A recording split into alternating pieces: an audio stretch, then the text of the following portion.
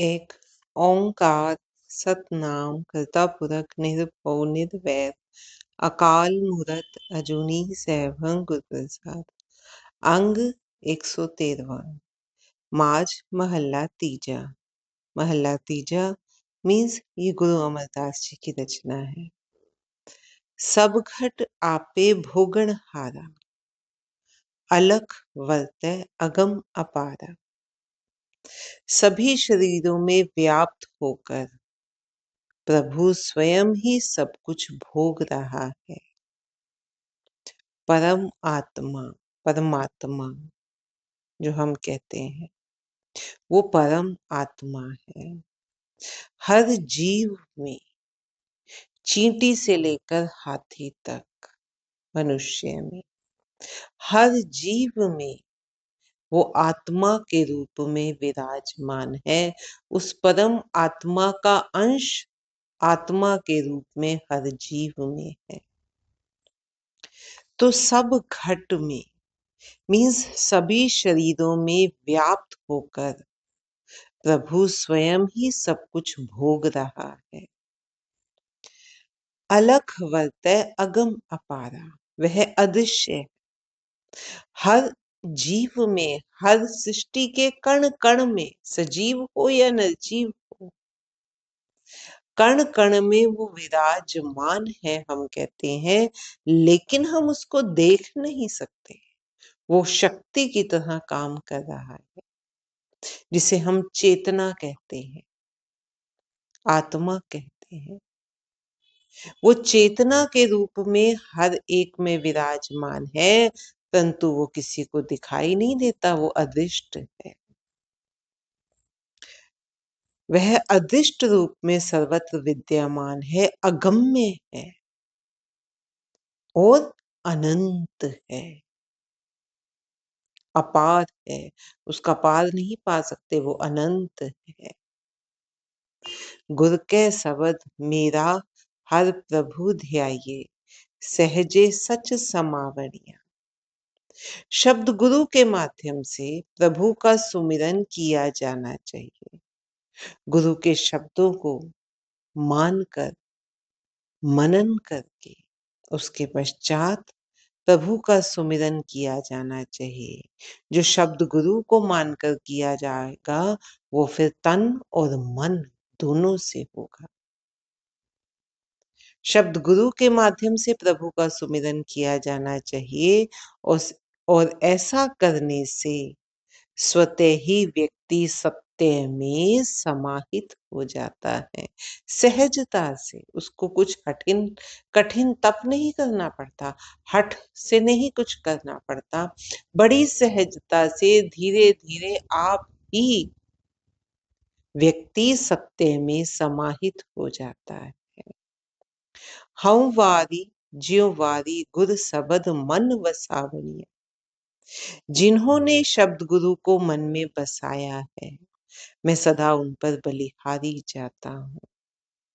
शब्द सूझे ता मनस्यों लूझे, मनसा मार समावनिया रहा। कैसे? जब शब्द की पहचान हो जाती है, जब गुरु की मति को पहचान लिया जाता है, जो गुरु उपदेश दे रहा है, जो गुरु ने प्रभु का नाम हमें दिया है, जब उसकी पहचान हो जाती है तो व्यक्ति अपने मन के साथ संघर्ष करता है। फिर मन से मन की लड़ाई रह जाती है, वो अपने मन से संघर्ष करता है। जैसे गुरु हमें कह रहे हैं, बड़ा सिंपल हम एग्जाम्पल लेते हैं कि झूठ नहीं बोलना, सदा सच बोलना है। कुछ भी परिस्थिति हो, झूठ नहीं बोलना। अब हम उस बात का बार बार मनन करते हैं कि झूठ नहीं बोलना, झूठ नहीं बोलना। जो व्यक्ति सदा झूठ बोलने वाला है, वो धीरे धीरे मन से मन को जीत रहा है कि झूठ नहीं बोलना मुझे, मैं झूठ नहीं बोलूंगा। जब वो झूठ बोलेगा तो अपने आप अंदर से एक आवाज आएगी कि झूठ नहीं बोलना। वो झूठ बोलने से रुक जाएगा। जिस दिन वो ऐसा कर लेगा, समझो उसने मन से एक विकार को हटा लिया, मन से मन को जीत लिया है उस बात के लिए। वो अपने मन से संघर्ष करता है और मन की कामनाओं को समाप्त करके प्रभु में लीन हो जाता है। रहाउ पंचदूत मोहे संसारा, मनमुख अंधे सुध न सारा। 5 विकार सारे संसार को लूटते हैं। कौन से हैं वो 5 विकार? काम, क्रोध, लोभ, मोह और अहंकार। इन्हीं 5 विकारों ने पूरे संसार को लूट रखा है। कोई मोह में अंधा है, कोई क्रोध के कारण अंधा है, कोई कामनाओं के पीछे ऐसे भाग रहा है कि उसे आगे पीछे कुछ नहीं दिखाई देता। किसी में अहंकार इतना है, वो अहंकार के आगे, अहंकार को अपने शांत करने के लिए, उसे सेटिस्फाइड करने के लिए सब कुछ करता है। तो ये 5 विकार हैं जिन्होंने सारे संसार को लूट रखा है और मनमुख अंधे व्यक्ति को इसका पता भी नहीं चलता। क्यों? क्योंकि वो मन के पीछे चलने वाला है। वो सब कुछ देख कर भी अंधा बना हुआ है। इसको वो इस बात को पता ही, समझ ही नहीं पाता कि विकार उसको लूट रहे हैं। गुरमुख होवे सो अपना घर राखे, पंचदूत सबद पचावनिया। गुरुमुख बनकर अपने घर को बचाया जाता है। गुरुमुख बनकर, गुरु की ओर उन्मुख होकर, गुरु की बातें मानकर, उपदेश मानकर अपने घर को, मीन्स अपने अंतरात्मा को, ये जो शरीर रूपी घर है, इसको बचाया जाता है। किन से? विकारों से, मन से, मन को जीत कर। गुरुमुख बनकर अपने घर को बचाया जाता है और शब्द के माध्यम से इन 5 विकारों को नष्ट किया जाता है। प्रभु के नाम सुमिरन से, गुरु की शिक्षा से इन 5 विकारों को नष्ट किया जाता है। एक गुरुमुख सदा सच्चे रंग राते, सहजे प्रभ सेवहे अनदिन माते। गुरुमुख व्यक्ति सदा सत्य प्रभु के रंग में रंगे रहते हैं और सहज भाव में ही प्रभु की सेवा करते हैं। सदा प्रभु के प्रेम के रंग में रंगे रहते हैं। बड़ी सहजता से, अपने मन से प्रभु की सेवा करते हैं और सदैव मस्त रहते हैं। फिर उसी के रंग में रहते हुए, उसी के प्रेम में, उसी के हुक्म में मस्त रहते हैं। मिल प्रीतम सच्चे गुण गावे, हर दर शोभा पावनी। जो व्यक्ति प्रभु प्रियतम को मिलकर उस सत्य प्रभु के ही गुण गाते हैं, प्रभु में लीन होकर जो प्रभु के गुण गाते हैं, उन्हीं को ही प्रभु के द्वार पर शोभा प्राप्त होती है। एकम एकै आप उपाया, दुविधा दूजा त्रिभिद माया। पहले उस प्रभु ने स्वयं को प्रकट किया, दूसरा उसने द्वैत भाव और त्रिगुणात्मक माया को उत्पन्न किया। पहले प्रभु ने स्वयं को उत्पन्न किया, हम कहते हैं ना स्वयंभू है, उसने अपने आप को स्वयं ही पैदा किया है। फिर उसने माया की रचना की है, त्रिगुणात्मक माया, जो तीनों गुणों से लिप्त है, तीनों गुणों वाली है। कौन कौन से तीनों गुण? रजोगुण, सतोगुण, तमोगुण। रजोगुण कौन सा गुण है? जिसमें चंचलता अधिक है, चंचलता, मन टिकता नहीं, जिनमें हर एक जीव में, हर सृष्टि के हर कण में, हम कहें कण कण में है, ये तीनों गुण है, रजोगुण, तमोगुण और सतोगुण। रजोगुण कौन सा है? जो हलचल वाला है, हर एक में है, लेकिन किसी में कोई गुण ज्यादा डोमिनेंट होगा, किसी में कोई गुण ज्यादा डोमिनेंट होगा। हमें हर समय क्रोध नहीं आता, किसी टाइम पर ऐसा क्रोध आता है कि हम चंडाल का रूप धारण कर लेते हैं, तब हमारा तमोगुण हावी होता है हम पर। कई बार हम प्रभु में ही लीन हो जाते हैं, सत्संग में बैठे हैं तो वहीं हम लीन हो जाएंगे, उस समय हमारा सतोगुण हावी होता है हम पर। रजोगुण, जो रजोगुण जिनमें ज्यादा हावी होगा, वो कभी कहीं ठहरते नहीं, उन्हें कहीं कहीं जाना है ना, तो जाने की भी जल्दी है, आने की भी जल्दी है।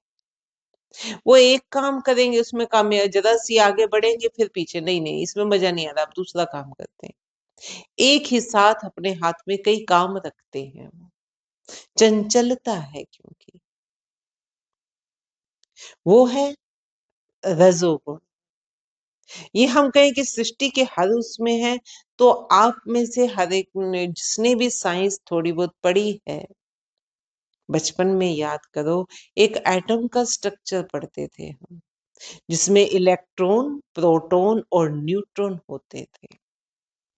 प्रोटॉन और न्यूट्रॉन हम कहते थे कि सेंटर वाले कक्ष में है, सेंटर में होते हैं। प्रोटॉन मीन्स उसके ऊपर पॉजिटिव चार्ज, मीन्स वो पॉजिटिविटी है, सतोगुणी है। न्यूट्रॉन तमोगुणी, बैठा है एक, मतलब एक, ना उस पे नेगेटिव चार्ज है ना पॉजिटिव चार्ज है। अगर हम एटम का स्ट्रक्चर देखें तो वो तमोगुण, और इलेक्ट्रॉन उसके चारों ओर अलग अलग ऑर्बिट में चक्कर काटते हैं, वो उनमें रजोगुण है।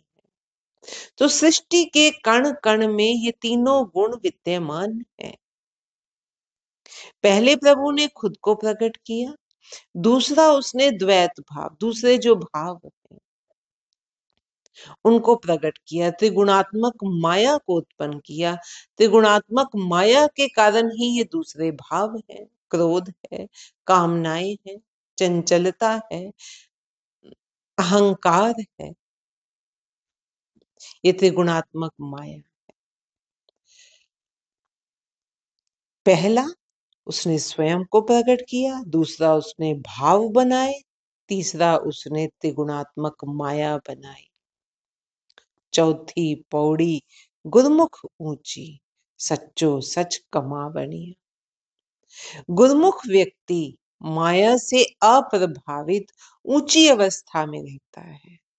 ये चौथी अवस्था है, जो हम कहते हैं ना कि उसने चौथा पद पा लिया है। चौथा पद कौन सा है? कि ये इन तीनों गुणों से ऊपर उठ गया है। अब वो पाप पुण्य के भाव से भी ऊपर उठ गया है। क्यों? क्योंकि अब वो सदा ही उस प्रभु में लीन है, उसके ऊपर माया का कोई प्रभाव नहीं है, ना रजोगुण का, ना तमोगुण का, और ना ही सतोगुण का। अब वो इस तरह से लीन है कि उसका हर कर्म प्रभु की ओर होता है, प्रभु की ओर गति करने वाला होता है। वो कर्म करने से पहले सोचता है कि ये मेरी प्रभु की रजा में है या नहीं है। तो वो सिर्फ वो पाप पुण्य से भी ऊंचा उठ के वो उस अवस्था में रहता है जिसमें वो सदा ही प्रभु में लीन रहता है। वो चौथी अवस्था है, उसमें वो माया से अप्रभावित रहता है और केवल सत्य पर ही आचरण करते हैं ऐसे व्यक्ति। चौथी पौड़ी, गुरमुख ऊंची, ये ऊंची अवस्था है। इसको गुरमुख व्यक्ति माया से अप्रभावित ऊंची अवस्था में रहते हैं और केवल सत्य पर ही आचरण करते हैं। सब है सच्चा जे सच्चे भाव है, जिन सच जाता सो सहज समावे। यदि प्रभु को अच्छा लगे तो व्यक्ति को भी सब कुछ सत्य ही प्रेरित होता है। जो हम बात कर रहे थे कि उसका हर कदम वो होता है जो प्रभु को भाए। जो प्रभु को अच्छा लगे, यदि प्रभु को अच्छा लगे तो व्यक्ति को भी सब कुछ सत्य ही प्रतीत हुआ है। जिन सच जाता सो सहज समावे, जिन्होंने इस सत्य को जान लिया है, जिन्हें ये बात समझ आ गई, वे सहज अवस्था में लीन हो जाते हैं। उन्हें फिर किसी हठ व्रत की जरूरत नहीं, किसी नियम की जरूरत नहीं। वो बड़ी सहजता से ही कुछ भी कर रहे हैं, हाथों से, शरीर से, लेकिन उनका मन उस परमात्मा में लीन है। वो सहज अवस्था में लीन हो जाते हैं। गुरमुख करणी सच्चे सेव है, साचे जाए समावणी। गुरमुख व्यक्ति सदैव अपने कर्म के सच्चे होते हैं। उनका हर कर्म सच्चा होता है। सत्य प्रभु का ही वो सुमिरन करते हैं और सत्य में ही समा जाते हैं। सच्चे बाझो को अवर न दूजा, दूजे लाग जग खप खप मुआ। सत्य प्रभु के बिना अन्य दूसरा कोई नहीं है। द्वैत भाव में लगकर संसार उलझ उलझ कर मर रहा है। जो द्वैत भाव है, ईर्ष्या, द्वेष, ये दूसरा कोई भी भाव है, परमात्मा से जो दूसरा भाव है, मोह, अहंकार, ये सारे दूसरे भाव है। इनमें सारा संसार उलझ उलझ कर मर रहा है। गुरमुख होवे सो एको जाने, एको सेव सुख पावनिया। गुरमुख व्यक्ति केवल एक को ही जानता है और यह भी जानता है कि उस एक का सुमिरन करने से ही सुख प्राप्त होता है। जी जंत सब शरण तुम्हारी, आपे धर देख है कच्ची पक्की सारी। हे प्रभु, संसार के सभी जीव जंतु सब तुम्हारी शरण में है। इस जगत की चौपड़ रूपी खेल को तू स्वयं ही कच्ची पक्की गोटियों से, अर्थात कच्चे और स्वस्थ जीवन वाले व्यक्तियों से रचकर उनकी संभाल करता है। ये जगत रूपी चौपड़ जो है, ये तूने ही सजाई है। तूने ही तो जगत का रचना की है। तूने ही जीव जंतु बनाए हैं। तूने ही सृष्टि को पूरा बनाया है। ये जो सब सारी सृष्टि है, ये तेरी कच्ची पक्की गोटियां हैं, जिनकी तू आप ही संभाल करता है। अनदिन आपे कार कराए, आपे मेल मिलावनी। हर रोज प्रभु स्वयं ही जीवों से कार्य करवाता है और स्वयं ही उन्हें अपने से मिला लेता है। तू आपे मेल है, वेख है हदूर, सब में आप रहया भरपूर। हे प्रभु, तू स्वयं ही सबकी संभाल करता है और सबको अपने से मिलाता है। तूने सृष्टि की रचना की और तू हर हर एक की संभाल भी तू ही करता है और सबको अपने से मिलाने वाला भी तू ही है। तू ही सब में व्याप्त है। नानक आपे आप वर्तै, गुरमुख सोझी पावनी। हे नानक, सब स्थानों में वह प्रभु ही गतिशील है। केवल गुरमुख व्यक्तियों को ही यह बात समझ में आती है। नानक आपे आप वर्तै, गुरमुख सोझी पावनिया।